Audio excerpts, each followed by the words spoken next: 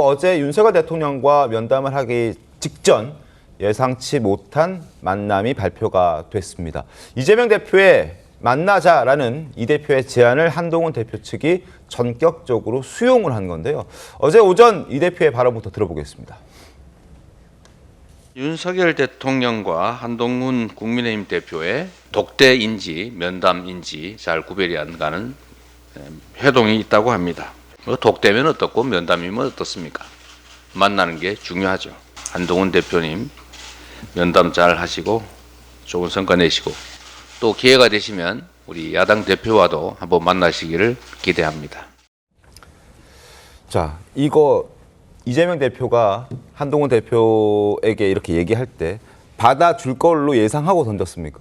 이렇게 면담 전에 덥석 받을 거라고는 예상 못했겠죠. 그러니까 기회가 되면이라고 얘기한 거기 때문에 네. 왜냐하면은 야당 대표로서도 뭔가 공식적으로 이렇게 제안을 했는데 답이 없으면 참 민망한 상황 아닙니까? 그렇기 때문에 저렇게 조심스럽게 기회가 되면 우리도 봅시다라고 한 건데 생각보다 되게 빠르게 답변이 온 것이고 그렇기 때문에 그런 한동훈 대표의 좀 빠른 회답에 대해서 아무래도 면담을 앞두고 좀 압박을 하려는 것 아니겠냐. 민주당에서 이 김건희 여사 특검법을 계속 밀어붙이고 있기 때문에 그거에 대한 논의를 하겠다는 메시지로도 보일 수 있는 것 아니냐. 라는 얘기들을 하는데 저는 그렇게 생각합니다. 사실 지금 국민의힘 입장이나 아까 대변인님께서도 말씀하셨지만 지금 민주당이 세 번째로 발의한 김건희 여사 특검법을 지금 이런 상황이 됐다고 해서 한동훈 대표가 바로 받을 거라고 생각하지는 않습니다. 네. 하지만 지금 한동훈 대표가 말한 세 번째 제안이 그 의혹 해명을 위한 필요한 절차를 협조하라는 거 아니었습니까? 사실 그게 특검 아니면 방법이 없거든요. 뭐 특검 아닌 방법이 제가 알기로는 뭐 글쎄요 윤석열 대통령이 뭐 그 이전 총선을 앞두고 국민과의 대화, 뭐 KBS와의 대담에서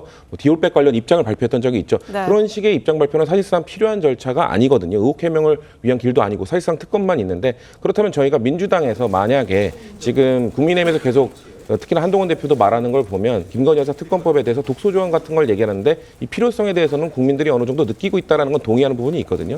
그렇기 때문에 지금 발의한 방식이 아닌 예를 들면 그 특별검사 추천 과정을 저는 박근혜 국정농단 특검과 똑같이 하자. 대한변협 추천하고 그다음에 야당이 추천하고 그다음 대통령이 선택하는 그 방식으로 하자고 한다면 그리고 지금 거의 종합특검처럼 너무 많은 의혹들이 있어 13개가 돼버렸는데 그것을 좀 줄인다면은 그거를 선택적으로 한다면은 과연 국민의힘에서 계속 거절할 수 있을 것인가?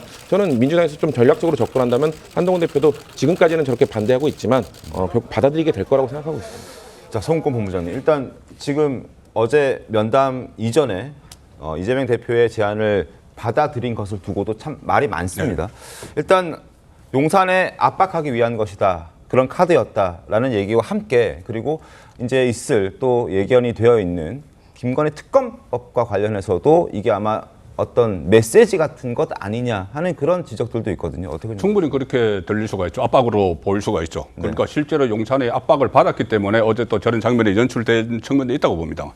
그리고 특히 이재명 대표가 공식으로 회담을 제의한 것이 아니고 일 끝나면 야당 대표와도 언제 기회 있으면 한번 만나자 이렇게 한 거예요. 네. 회담 제안 아닙니다. 그냥 이거. 밥 한번 먹으시죠. 네, 뭐 이런 그래요. 얘기였던 그리고 것 같아요. 원론적인 이야기일 수도 있고 아니면 혹시 뭐 다른 참모들 간에 다 이야기가 있었을지는 모르겠지만 일단 표면적으로 나타난 거 보면 그것은 회담 제안이 아니에요.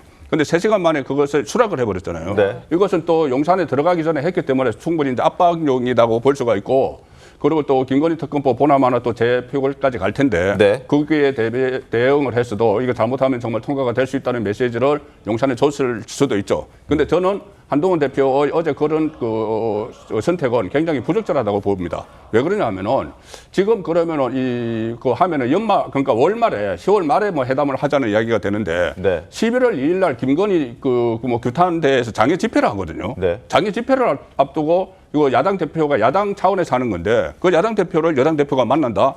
그 장애 집회를 앞두고 그리고 그 이후에 만난다고 하면은 그 이후에는 11월 15일 날, 11월 25일 날 이재명 대표 1심이 2개가 있어요. 맞습니다. 근데 그걸 앞두고 또 야당 대표를 만난다. 이거는 어제 그 한동훈 대표가 압박용으로 이렇게 뭐 그 선택을 한 건지 모르지만은 상당히 저는 잘못된 거라고 봅니다. 알겠습니다. 네.